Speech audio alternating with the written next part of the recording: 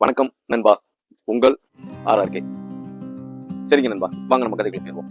இன்னைக்கு நம்ம பார்க்கக்கூடிய கதையோட தலைப்பு என்னன்னு பார்த்தீங்கன்னா, கனவு. டாக்டர் அப்துல் கலாம் ஐயா சொன்ன மாதிரி கனவு காணுங்கள் இளைஞர்களே.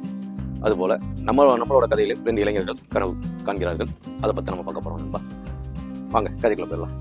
நம்ம கதையில வந்து பார்த்தீங்கன்னா, ராஜா சிங் அப்படின்னு 2 நண்பர்கள் இருக்காங்க நண்பா. அந்த 2 நண்பர்கள் வந்து பார்த்தீங்கன்னா, சிறு வயதிலிருந்தே கஷ்டப்பட்டவங்க தான். கஷ்டப்பட்ட இளைஞர்கள், ஆனால் கடினமாக உழைச்சிக்கிட்டு இருக்காங்க. ஆனால் இளைஞர்கள் தானே, அவங்களுக்கும் கனவுகளும் கற்பனைகளும் ஆசைகள் வரதான செய்யும்.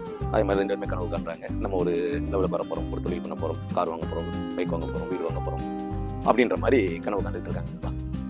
2 பேருமே கனவு காண்றாங்க. அந்த விஷயங்களை ஷேர் பண்ணிக்கவும் செய்கிறாங்க, இது பண்ணுறாங்க. அப்போ என்ன பண்ணுறாப்புலன்னா, சிங்குன்ற ஒரு நபர், அவர் என்ன பண்ணுறாரு, அவர் வேலை பார்த்த இடத்துல இருந்து நின்றாப்புல நின்றுட்டு ஒரு சிறு தொழில் ஆரம்பிக்கலாம் இருக்கேன் அப்படின்னு சொல்லி தனது நண்பர்கிட்ட சொல்றாரு. நீ யாரை ஸ்டார்ட் பண்றியா அப்படின்னு சொல்லி கேட்கிறாரு. ராஜான்ற நபரோ என்னன்னா யோசிக்கிறாரு, பயப்படுறாரு. இல்லை நான் பார்த்துக்கிறேன் அப்படின்ட்டாப்ல. உடனே சிங்கு வந்து என்ன பண்ணுறாப்புலன்னா, அவர் தொழில் ஆரம்பிக்கிறாரு, தொழில் இது பண்ணுறாரு, ரொம்ப கஷ்டப்படுறாரு.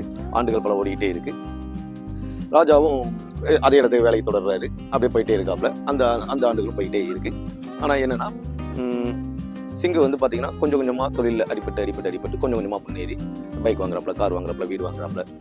அவர் கண்ட கனவுகளுக்காக கடினமாக உழைத்து அவர் அடுத்த கட்ட லெவலுக்கு போயிடுறாப்புல. ஆனால் ராஜா என்னன்னா, அதே நிலைமையிலே அதே இடத்துல வேலை பார்த்துக்கிட்டே இருக்காப்புல, வேலை பார்த்துக்கிட்டே தான் போறாப்புல.